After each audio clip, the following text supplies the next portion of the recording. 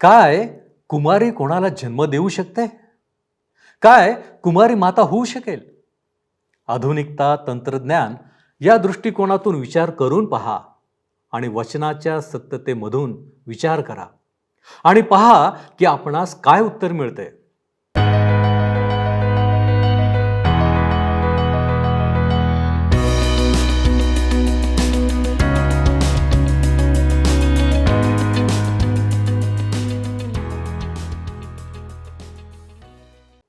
सर्व सृष्टीचा निर्माणकर्ता परमेश्वर याच्या नावाला मान, महिमा आणि गौरव सदा सर्व काळ असो.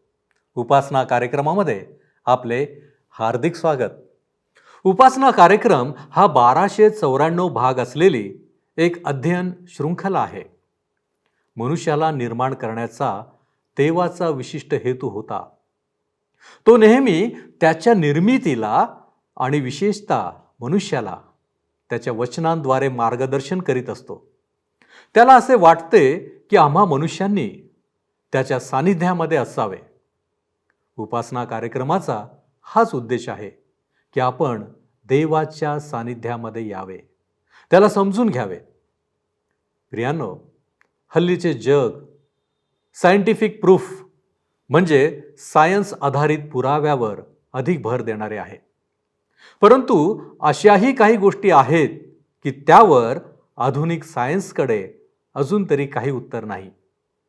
परंतु देवाचे वचन हे 100% योग्य सत्य आहे. म्हणूनच अशा गोष्टींसाठी आम्हाला विश्वास हे परिमाण घेऊन काही गोष्टी विचारात घ्याव्या लागतात. आजच्या अध्ययनात आपण अशीच एक गोष्ट पाहणार आहोत जी सायन्स, जगाचा विश्वास, पद्धती, परंपरा या गोष्टींच्याही पलीकडली आहे. काय कुमारी कोणाला जन्म देऊ शकते? काय कुमारी माता होऊ शकते? प्रियांनो, गोंधळात टाकणारा विषय आहे. परंतु केवळ विश्वासानेच आपण हे स्वीकारू तर सर्व अध्ययन समजण्यास आपणास सहाय्य मिळेल. तर मग चला प्रियांनो, आपण आपल्या अध्ययनाची सुरुवात करूया. श्रोत्यानो, आज आम्ही लूका शुभवर्तमान ह्याच्या पहिल्या अध्यायाच्या 26 पासून पुढच्या वचनांवर विचार करणार आहोत. ह्या शुभवर्तमानाचा परिचय करून घेत असताना आम्ही पाहिलं होतं की लूककृत शुभवर्तमान ग्रीक लोकांना समोर ठेवून लिहिले आहे. यहुदी आणि रोमन लोकांप्रमाणेच ग्रीक लोकही ख्रिस्ताच्या आगमनाची पूर्वतयारी करीत होते. मात्र ग्रीक माणूस यहुदी व रोमन यांच्याहून अनेक बाबतीत वेगळा होता. ग्रीकांची संस्कृती व्यापक होती. ते सौंदर्यप्रेमी होते. वाङ्मय, वक्तृत्व आणि तत्वज्ञान यांची त्यांना आवड होती. लूक हा सुशिक्षित ग्रीक माणूस ग्रीकांना सुवार्ता सांगण्यास योग्य होता. परिपूर्ण मानवतेचा आदर्श अशा प्रकारे लूकने येशूला ह्या शुभवर्तमानात सादर केले आहे. लूका शुभवर्तमान हे येशू ख्रिस्ताच्या पुरुषार्थाचे शुभवर्तमान आहे. तथापि तो माणसांमध्ये मिसळतो, तरीही तो माणसांपासून सर्वस्वी भिन्न आहे हे आपण विसरता कामा नये. तो एकटाच देव मानव होता.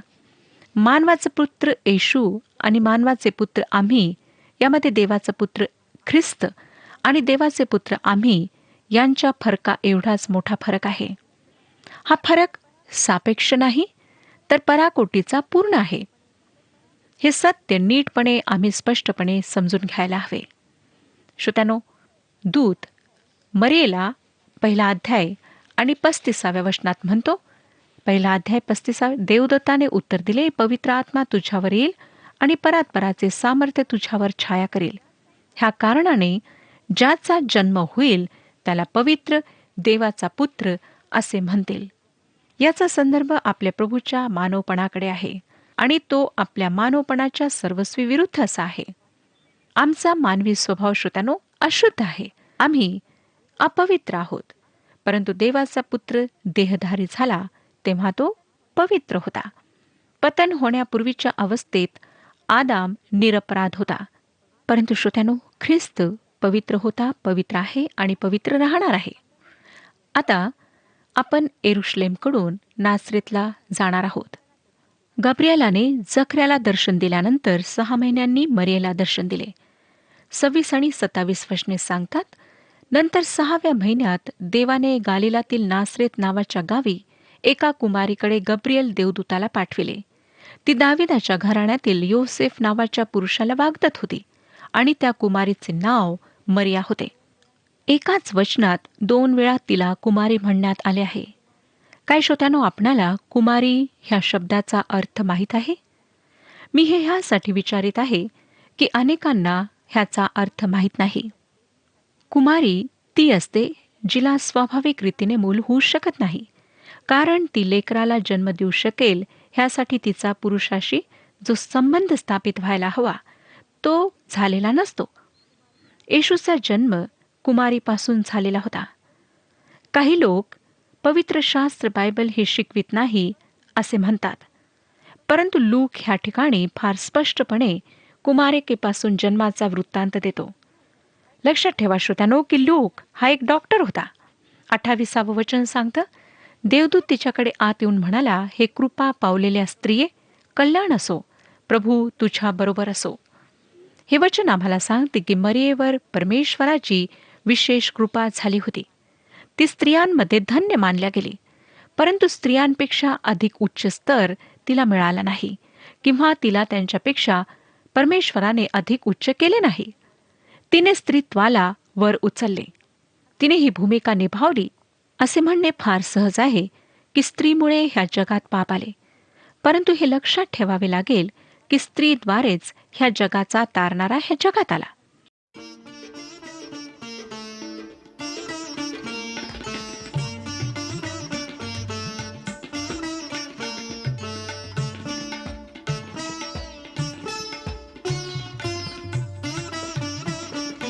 देवा शुभवर मला असावा, देवा शुभवर मला असावा, द्यावा पदी विसावा, देवा द्यावा पदी विसावा, देवा शुभवर मला असावा, देवा शुभवर मला असावा.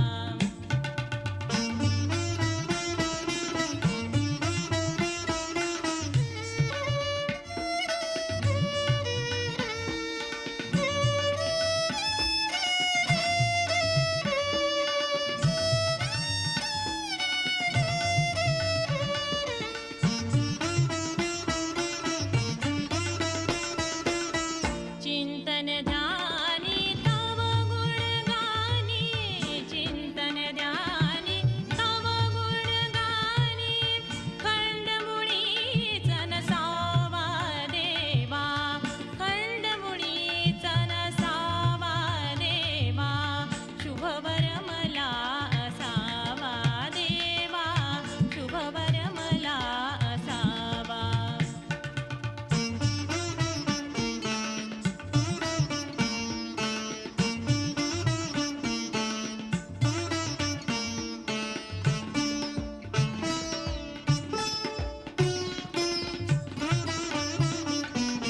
जनसेवा ही त्वत्पद सेवा, जनसेवा ही त्वत्पद सेवा, बोध मनात ठसावा, देवा बोध मनात ठसावा, देवा शुभवर मला असावा, देवा शुभवर मला असावा.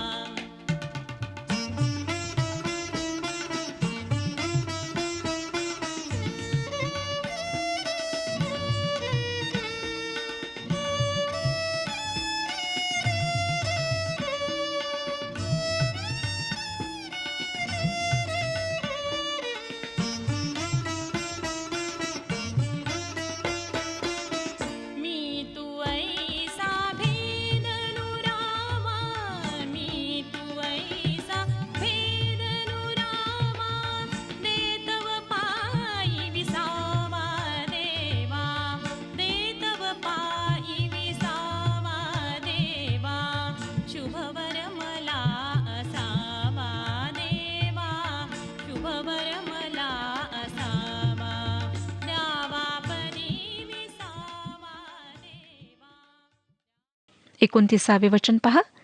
ह्या बोलण्याने तिच्या मनात खळबळ उडाली आणि हे अभिवादन काय असेल ह्याचा ती विचार करू लागली. स्वर्गदूताच्या ह्या संदेशामुळे ती अस्वस्थ झाली. जेव्हा अलौकिक स्वाभाविकतेला स्पर्श करते तेव्हा अशाच प्रकारची अस्वस्थता, भीती निर्माण होते. 30 पासून 33 वचने सांगतात, देवदूताने तिला म्हटले, मरिये, भिवू नको, कारण देवाची कृपा तुझ्यावर झाली आहे. पहा, तू गरोदर राहशील व तुला पुत्र होईल. त्याचं नाव येशू ठेव. तो थोर होईल व त्याला परात्पराचा पुत्र म्हणतील. आणि प्रभुदेव त्याला त्याचा पूर्वज दावीद ह्याचे राजासन देईल. आणि तो याकोबाच्या घराण्यावर युगानुयुग राज्य करेल व त्याच्या राज्याचा अंत होणार नाही. श्रोत्यानो, ह्या ठिकाणी जी वापरण्यात आलेली भाषा आहे ती एक सरळ आणि सोपी भाषा आहे. ह्याविषयी काही चुकीचे मत करण्यास आमच्याकरिता वाव नाही. हा भाग फार यथार्थ आहे. जे कुमारीपासून जन्माला मानित नाहीत ते प्रभू एक दिवस त्याचा पिता दावीद ह्याच्या राजासनावर बसेल ह्यावर सुद्धा विश्वास ठेवित नाहीत. असं दिसतं की हे गृहीत धरण्यात आले होते की ज्याविषयी लूक लिहित होता ते सर्व यथार्थ होते. कुमारिकेचे गर्भवती होणे यथार्थ होते व दाविदाचे राजासन यथार्थ होते. तो याकोबाच्या घराण्यावर खरोखर राज्य करील आणि त्याच्या राज्याचा अंत होणार नाही. हे राज्य सुद्धा श्रोत्यानो वास्तविकता आहे. 34 वचन, मरियेने देवदूताला म्हटले, हे कसे होईल, कारण मला पुरुष ठाऊक नाही. कुमारीपासून जन्माविषयी प्रश्न करणारी मरिया पहिली व्यक्ती होती. ती म्हणाली, हे कसे शक्य आहे? हा अद्यापही एक योग्य प्रश्न आहे. डॉक्टर लूक गब्रियल दूताने काय म्हटले ते सांगून ह्या प्रश्नाचे उत्तर देतो. तो म्हणतो 35व्या वचनात, पहिला अध्याय 35 वचन, देवदूताने उत्तर दिले, पवित्र आत्मा तुझ्यावर येईल आणि परात्पराचे सामर्थ्य तुझ्यावर छाया करेल. ह्या कारणाने ज्याचा जन्म होईल त्याला पवित्र देवाचा पुत्र असे म्हणतील. श्रोत्यानो, येशू ख्रिस्ताच्या जन्माशी कोणाला काही घेणे देणे नव्हते. लेवीच्या पुस्तकात सांगण्यात आले आहे की मुलाच्या जन्मानंतर स्त्रीला अशुद्ध मानण्यात येत असे, कारण तिने एका पाप्याला ह्या जगात आणले. मरियेला मात्र सांगण्यात आले की ती एका पाप्याला नाही, परंतु अशा बाळाला जन्म देणार आहे जो पवित्र असणार आहे. स्त्री व पुरुषाच्या संबंधातून फक्त एक पापी व्यक्तीच ह्या जगात येऊ शकते. ज्या पवित्राला परमेश्वर ह्या मानवी परिवारात आणू इच्छित होता तो फक्त कुमारीपासून जन्माद्वारेच ह्या जगात येऊ शकणार होता. स्तोत्रसंहिता 51 अध्याय आणि 5व्या वचनामध्ये दावीद म्हणतो, स्तोत्रसंहिता 51 अध्याय आणि 5वे वचन, पहा, मी जन्माचाच पापी आहे. माझ्या आईने गर्भधारण केले तेव्हाचाच मी पातकी आहे. श्रोत्यानो, मरियेचा पुत्र मात्र फरक असणार होता. तो कुमारीपासून जन्मलेला पवित्र असणार होता. तुम्हाला माहीत का की ह्या बाळाला परमेश्वराचा पुत्र का म्हटल्या जाणार होते? कारण तो परमेश्वराचा पुत्र होता म्हणून. लक्षात ठेवा की डॉक्टर लूक आपले शुभवर्तमान विज्ञानाच्या दृष्टिकोनातून पाहत आहे. तो सांगतो की त्यांनी नासरी येशूचे परीक्षण केले आणि त्याला हेच समजले की येशू परमेश्वर आहे. ज्या निष्कर्षाप्रत योहान त्याच्या शुभवर्तमानात पोहोचला त्याच निष्कर्षापर्यंत लूक पोहोचला. फक्त श्रोत्यानो, लूकची पद्धती व तकनिकी फरक होते. डॉक्टर लूकने जे काही शोधून काढले ते फार सोप्या व स्पष्ट भाषेत सादर केले व जर आम्हाला त्याचा संदेश समजत नाही तर आम्हाला पुन्हा क ख ग घ शिकावे लागेल. 36 आणि 37 वचने पहा. पहा, तुझ्या नात्यातली अलिशिबा हिलाही म्हातारपणी पुत्र गर्भ राहिला आहे आणि जिला वांझ म्हणत तिला हा 6वा महिना आहे, कारण देवाला काहीच अशक्य होणार नाही. योहानाचा जन्मसुद्धा एक आश्चर्य आहे, पण श्रोत्यानो, त्याचा जन्म कुमारीपासूनचा जन्म नव्हता.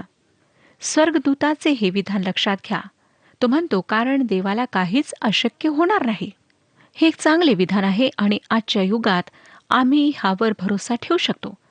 ह्या ठिकाणी मी ह्या गोष्टीवर जोर देऊ इच्छिते श्रोत्यानो, की जेव्हा परमेश्वर काही करण्याचे मनात ठाणतो तेव्हा त्याच्याकरिता काहीच कठीण नसते.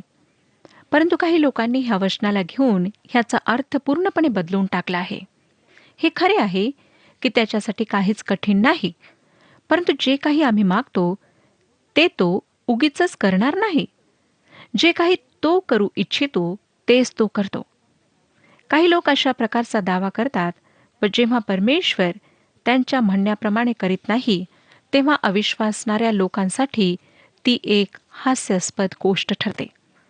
जे काही विश्वासणारे मागतात ते सर्वच परमेश्वर पूर्ण करणार नाही, कारण बऱ्याच अशा गोष्टी आहेत ज्या परमेश्वराच्या योजनेत नाहीत. म्हणून आम्हाला प्रत्येक गोष्ट फार सावधगिरीने व काळजीपूर्वक करायला हवी, जेणेकरून कोणाला दुःख पोहोचणार नाही व प्रभू येशू ख्रिस्ताची जी सेवा आहे तिला सुद्धा हानी पोहोचणार नाही.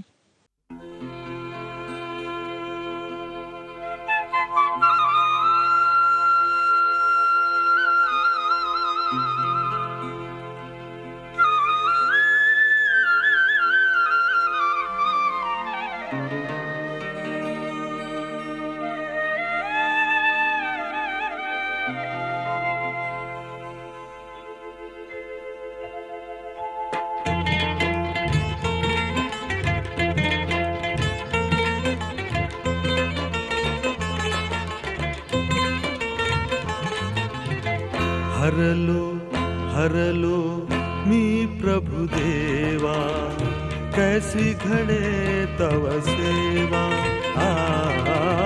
हरलो हरलो मी प्रभु देवा, कैसी घडे तव सेवा.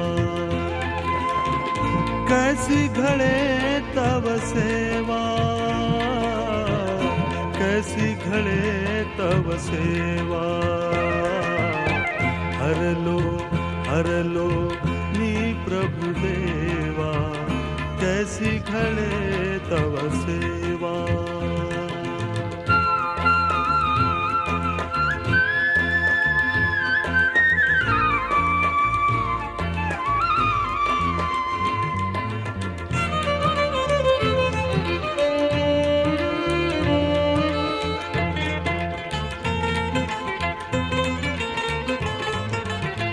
पापामध्ये मन लोळे, झाल्यावरती उघडती डोळे. दृढ निश्चय मी केले, परिते समयी व्यर्थची गेले. हरलो हरलो मी प्रभु देवा, कैसी करूं तव सेवा.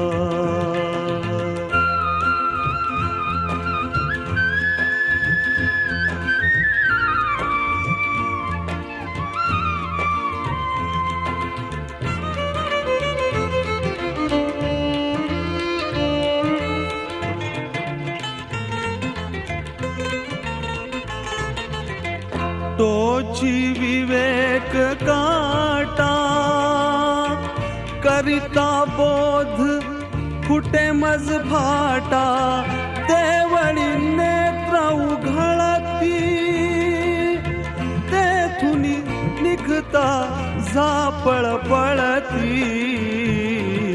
हरलो हरलो मी प्रभु देवा, कैसी घडे तव सेवा. कैसी घडे तव सेवा, कैसी घडे तव सेवा. हरलो हरलो मी प्रभु देवा, कैसी घडे तव सेवा.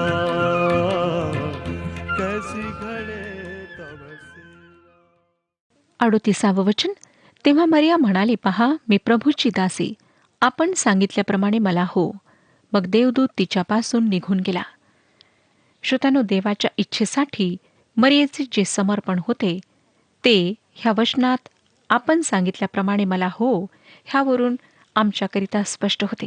त्याच क्षणी तिच्या जीवनावर ढगाने छाया केली व प्रभू येशू मृतातून जिवंत होईपर्यंत ती राहिली. येशू ख्रिस्ताचे पुनरुत्थान त्याच्या कुमारीपासून जन्माला सिद्ध करते. तोपर्यंत त्याविषयी प्रश्न विचारला जात असे. आपण कुमारीपासून जन्माला नाकारून पुनरुत्थानावर विश्वास ठेवू शकत नाही, किंवा पुनरुत्थानाला नाकारून कुमारीपासून त्याच्या जन्माला आपण स्वीकारू शकत नाही. कुमारीपासून त्याचा जन्म व त्याचे पुनरुत्थान एकत्रित आहेत.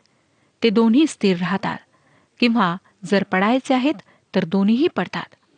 39 ते 41 वचने सांगतात, त्या दिवसात मरिया डोंगराळ प्रदेशामधील यहुदातील एका गावास घाईघाईने गेली आणि जखऱ्याच्या घरी जाऊन तिने अलिशिबेला अभिवादन केले. तेव्हा असे झाले की अलिशिबेने मरियेचे अभिवादन ऐकताच तिच्या उदरातील बाळकाने उडी मारली व अलिशिबा पवित्र आत्म्याने परिपूर्ण झाली. जे काही आम्ही ह्या ठिकाणी पाहत आहोत ते आश्चर्यकारक आहे व त्याकरिता स्वाभाविक स्पष्टीकरण देण्याचा काहीच फायदा नाही. श्रोत्यानो, ह्या वचनात जे घडले त्यावर आपण विश्वास ठेवा किंवा नका ठेवू.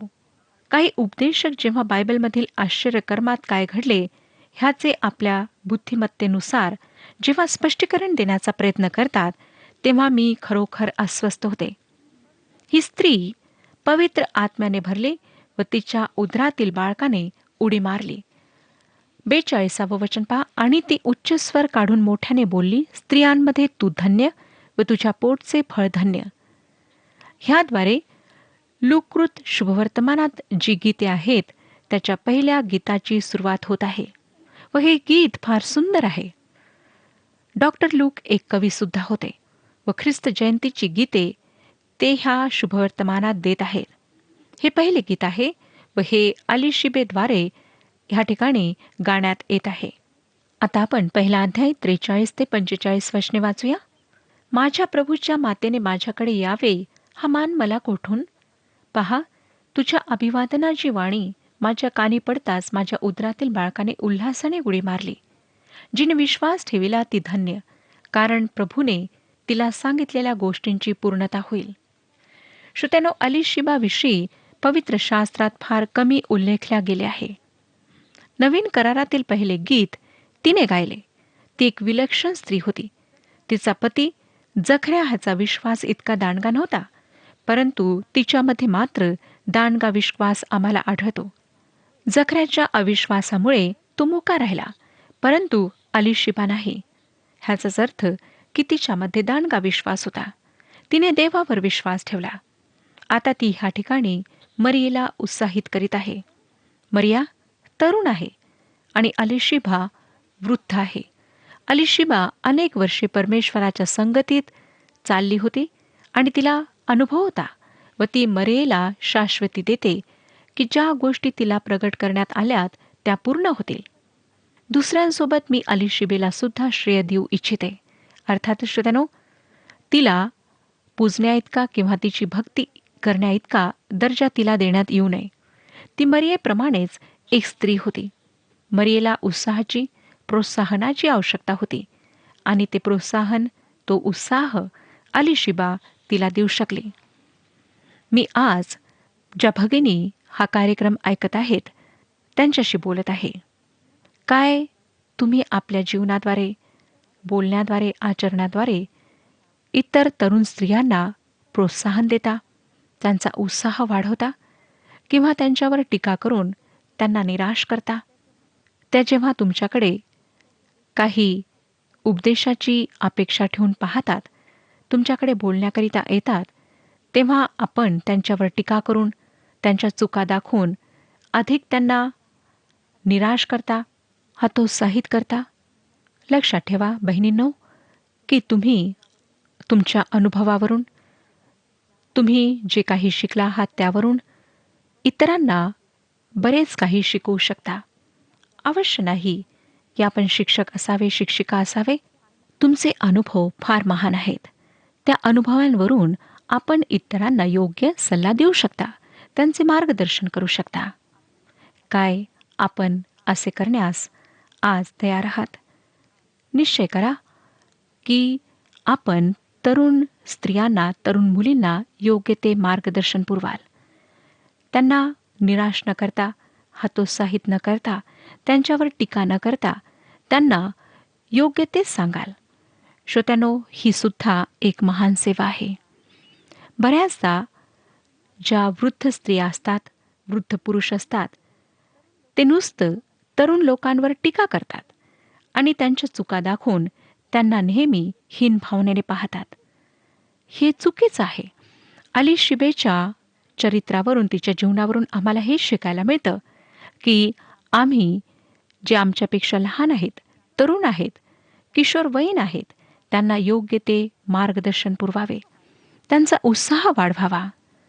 लक्षात ठेवा श्रोत्यानो, की जर आपण एखाद्या तरुण मुलीला निराश करता किंवा त्यांना परमेश्वराजवळ येण्यापासून वंचित ठेवता, तर हे एक परमेश्वराच्या दृष्टीने पाप आहे.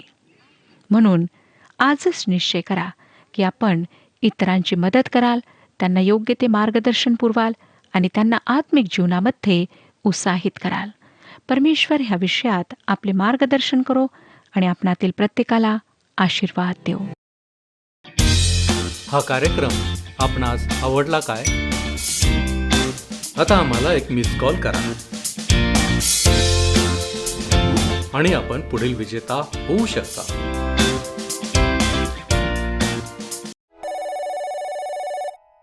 प्रियांनो, माझी खात्री आहे की आजचे अध्ययन आपणासमोर एक नवीन पैलू घेऊन आले आहे, तसेच एक नवीन दृष्टी देणारे ठरले असेल.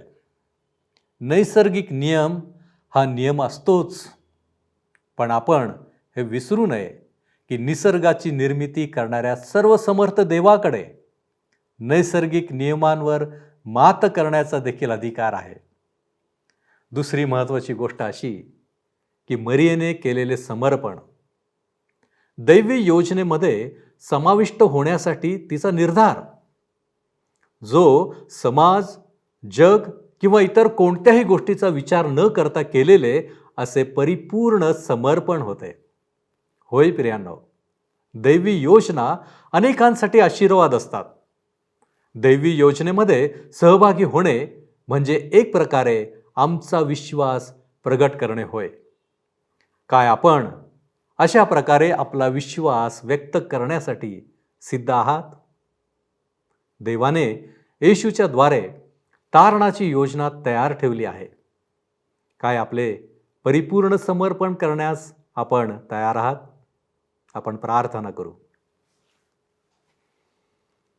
सर्वसमर्थ आमच्यावरती कृपा करणाऱ्या आमच्या प्रेमळ पित्या, तुझ्या चरणापाशी आम्ही आलेलो आहोत, कारण तुझ्या सर्व योजना खऱ्या अर्थानं दैवी योजना आहेत, ज्या आमच्या जीवनामध्ये परिपूर्ण व्हाव्यात अशी तुझी इच्छा आहे.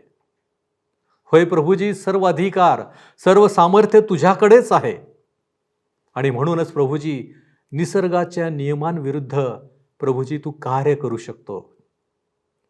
आज आम्ही पाहिलं प्रभूजी तुझ्या वचनांच्या द्वारे. होय प्रभूजी, या गोष्टींवरती जगिक दृष्टिकोनातून प्रभूजी आम्ही विश्वास ठेवण्यासाठी कदाचित मागे पुढे करू, कदाचित आम्ही कमी पडू, परंतु बापा तू पुराव्यानिशी आम्हाला सिद्ध केलेला आहेस की येशू ख्रिस्ताचा जन्म कसा झालेला आहे. प्रभूजी, या गोष्टी स्वीकारण्यासाठी तो विश्वास आमच्यामध्ये असू दे. आणि प्रभूजी, मरियेने जसं परिपूर्ण समर्पण केलं, त्याच प्रकारचं समर्पण आमच्या जीवनामध्ये देखील दिसावं, यासाठी आम्ही स्वतःला तुझ्या पवित्र हातामध्ये सोपवतो. तो आमचा स्वीकार कर, तो आम्हाला आशीर्वादित कर. येशू ख्रिस्त आमचा प्रभू याच्याद्वारे ही विनंती करतो, म्हणून तो ऐक. आमेन. आत्म्याच्या प्रेरणेने चाला आणि ख्रिस्ताला गौरव द्या. प्रभू आपणाबरोबर असो.